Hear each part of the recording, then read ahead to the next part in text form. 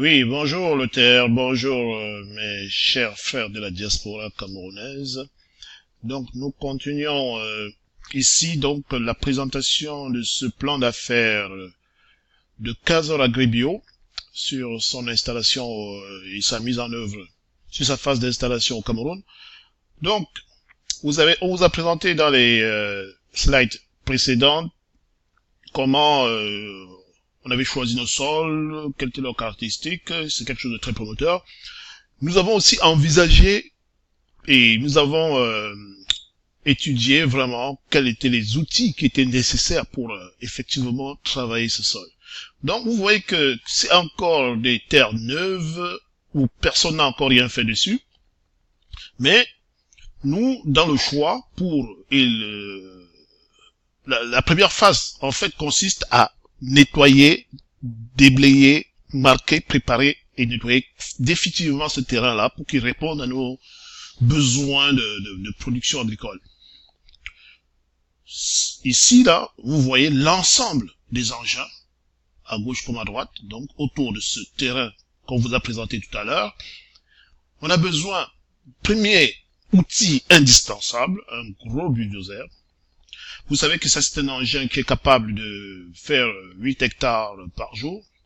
Donc, dans nos calculs, pour un engin bien entretenu et un travail soutenu, en un an, il déblaye à 8 hectares par jour. Si on fait les calculs, ça fait plus de 1000 hectares déblayés en 200 jours dans l'année. Donc, ensuite, on a besoin des outils tels que le skid steer, qui est un outil de polyvalent, donc avec des accessoires variés, donc qui permet aussi de créer facilement et en même temps avec le bulldozer d'aider à nettoyer, à pousser, éliminer pendant que le bulldozer passe dedans dans le champ. Donc on a acquis aussi ces genres de matériel. On a aussi besoin des machines comme des backhoe, c'est-à-dire les pelles loaders, et qui peuvent aussi creuser. On a aussi besoin des engins comme des quads, ATV, c'est-à-dire des motos tout-terrain, généralement 4 roues, qui permettent de courir dans la forêt ou dans des brousses pour vérifier la situation avant de commencer le travail, faire le piquetage, préparer le terrain. Parce que avant que ce ne soit déployé et déblayé, les voitures ne peuvent pas rentrer dans n'importe comment, donc ces engins-là sont d'une très grande utilité. Enfin, on a besoin de GPS. Plus tard, on aura besoin de tuyaux de drainage. Comme on vous l'a montré dans les slides précédents, quand vous voyez des lignes forestières, ça correspond le plus souvent à des cours d'eau, des mini-cours d'eau qui sont des concentrations des eaux de pluie ou des mini-ruisseaux que nous aurons donc via les drainages construits avec ces engins-là, à raccorder et recueillir à un point central ces cours d'eau-là et les reprojeter dans les champs dans les parcelles de plantation selon le besoin. Donc, tout ce que vous voyez là sont des outils donc nécessaires aux travaux initiaux de déblaiement qu'on a déjà mis en place. Bien sûr, les piquets de bois, on ne les a pas achetés parce que c'est une zone qui a beaucoup de forêts, mais qui a beaucoup d'arbres. Et donc, nous, on les produit directement en mettant à terre les arbres qui existent. Et tout sera nettoyé. Pourquoi? Parce que, de par notre étude des lieux, il vaut mieux nettoyer propre et replanter. Comme ça, nous nous assurons qu'il n'y aura pas des insectes nocifs, car actuellement, il y a beaucoup de contraintes à avoir des forêts où sont installés des insectes avec des maladies. Donc, on pourra avoir un plus grand contrôle. En faisant des espaces aussi grands, on va effectivement pouvoir éviter des maladies. Il sera très difficile à certaines mouches dont se plaigne la population de traverser 4 kilomètres d'une forêt à une autre parce que tout sera nettoyé. Donc une approche vraiment bien pensée et qui nous garantit que nous aurons au fur et à mesure de l'exploitation très peu à dépenser pour tout ce qui est insecticides, fongicides ou tous les éléments qui permettent de traiter de traiter tout ce qui est insectes, tout ça là, ou maladies ravageurs. Nous allons aller traiter de manière très très stricte sur les bordures de nos fermes, mais à l'intérieur, nous allons progressivement tendre vers une agriculture biologique de par la distance que nous avons entre les bordures non contrôlées et nos cultures de l'intérieur.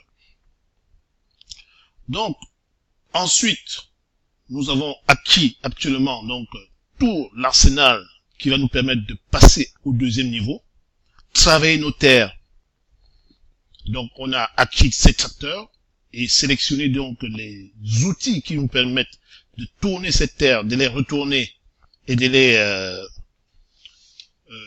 travailler pour que ce soit des terres bien meubles pour nos semences. On s'est aperçu que les cultures aujourd'hui dans ces régions donnent à peine 3%, 3 tonnes de rendement, par exemple pour le maïs, ce qui est dû surtout parce qu'il y a une grosse concurrence entre les plantes et les racines qui sont encore dans le sol.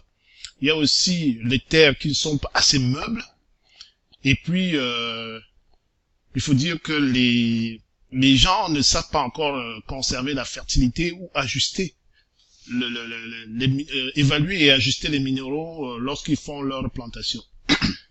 Donc, en utilisant ces machines, nous sommes aujourd'hui très très confiants de pouvoir planter des pommes de terre, du maïs, du haricot, du soja avec des rendements aussi élevés dès la deuxième année, le temps d'ajuster notre savoir-faire en épandage d'intrants. Parce que c'est pas quelque chose qu'on acquiert du premier coup comme ça là. Il faut maîtriser aussi ces machines-là pour les utiliser au mieux de leur forme.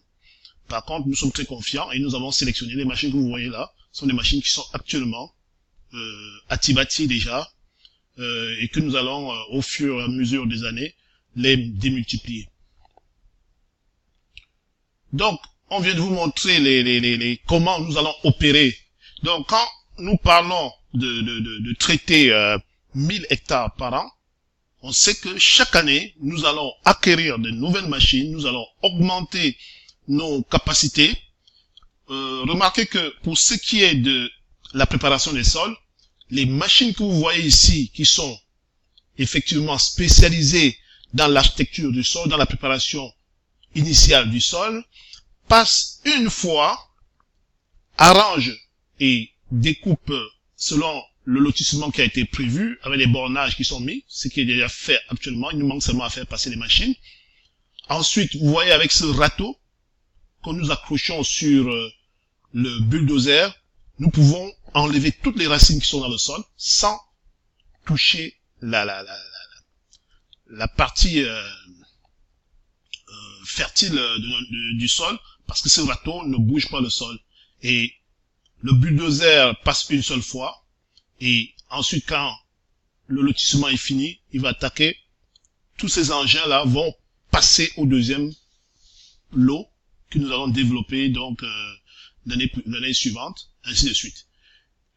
Lorsqu'on demande à des engins plus légers comme le skid steer et le backhoe de venir sur le site, ce sera uniquement pour ajuster des aspects géographiques comme créer des bordures, créer des caniveaux si on a besoin de drainer de l'eau, ainsi de suite. Mais nous ne préférons pas passer des engins très lourds dès que les cultures ont commencé. Voilà.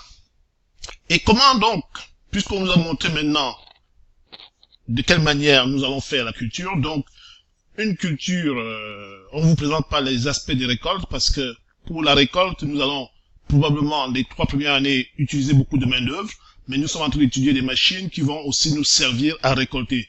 Notamment les pommes de terre, on va les récolter de manière automatique, mais pour le moment, les autres tubercules comme le manioc, l'igname, tout ça là, il nous faudra adapter et tester avant de pouvoir passer à un mode automatique. Pour les pommes de terre, nous savons déjà qu'est-ce qu'il faut faire, mais pour le manioc, tout ça là, c'est nouveau. Il faut que nous puissions adapter les machines que nous allons recevoir, mais qui est pas très loin du principe de récolte des pommes de terre, mais qui demande peut-être au moment des récoltes de creuser plus en profondeur, ou au moment de la semence de préparer des sillons beaucoup plus hauts que ce que vous voyez ici à gauche. Donc, pour faire cela, qu'avons-nous besoin comme organisation? Bien sûr que je me présente ici comme le leader, et donc pendant les 5 années qui viennent, j'aimerais bien donc pouvoir suivre de près qu'est-ce qui se passe. Mais vous saurez bien que ça vous étonnerait pas si je dis qu'on a beaucoup de postes à pourvoir, et d'ailleurs presque tous ces postes-là sont à pourvoir, et donc on a des besoins au niveau des opérations, au niveau des ressources humaines, au niveau du marketing et vente, au niveau des recherche et développement, au niveau administratif et financier. Il faut comprendre que tous ces postes-là sont effectivement dus à la façon dont nous travaillons, que je vais vous présenter rapidement. Dans cette entreprise, l'organisation nous amène donc à avoir une division carrément spécialisée dans ce qui est déblaiement des surfaces, c'est-à-dire préparation des surfaces, qu'on appelle le Land Clearing Division. Ça veut dire que c'est l'équipe qui est spécialisée techniquement pour prendre des sols vierges et les mettre vraiment, et les apprêter pour les cultures et le plantage. Elle fait des routes, elle fait la préparation des zones de grandes cultures, elle fait la préparation des zones pour les vergers, ainsi de suite. Leur rôle, c'est de préparer le sol. Donc, ils sont spécialisés pour donc préparer le sol, les préparer et organiser pour que les qualités du sol soient préservées. Et ensuite, pour chaque type de récolte qu'on veut obtenir, on a une division spécialisée que nous appelons les divisions des récoltes ou des denrées alimentaires spécifiques. C'est-à-dire pour le maïs, on aura toute une division qui sera spécialisée pour la culture du maïs, ou les céréales, ainsi de suite. Donc, tout comme les clearing divisions, land clearing division, ce seront des divisions orientées profit, c'est-à-dire qu'ils auront leurs outils, et quand on les appelle, ils établissent un devis d'opération, et ils font le travail, et leur division est donc rémunérée pour cela. Même les divisions qui sont spécialisées pour cultiver et planter une récolte bien particulière donnée, on va faire appel avec eux, ce seront les gens qui seront spécialisés. On aura aussi une division de recherche et développement et une division de stockage par rapport à chaque type de récolte que nous aurons sélectionné. Donc, une grosse organisation, et chaque fois, nous aurons des managers. Au-dessus de ça, pas directement dans le domaine du labour, on a ce qu'on appelle la division du contrôle des opérations, avec plusieurs directeurs. Pourquoi? Parce que c'est cette division qui contrôle les sols et qui contrôle les usines. C'est eux qui sont propriétaires des usines et qui sont propriétaires de fabrication, et ils sont propriétaires des sols de production agricole. Quand on parle d'usines ou de terres, c'est l'endroit où on fabrique tout ce qu'on veut, et ils vont organiser leurs équipes et leur attribuer des responsables sur des parcelles bien précis. Ça veut dire que, on va dire, de parcelle 1 à 40, on va avoir une équipe qui sera responsable du de tout ce qui peut se faire dedans, de la programmation de ces parcelles,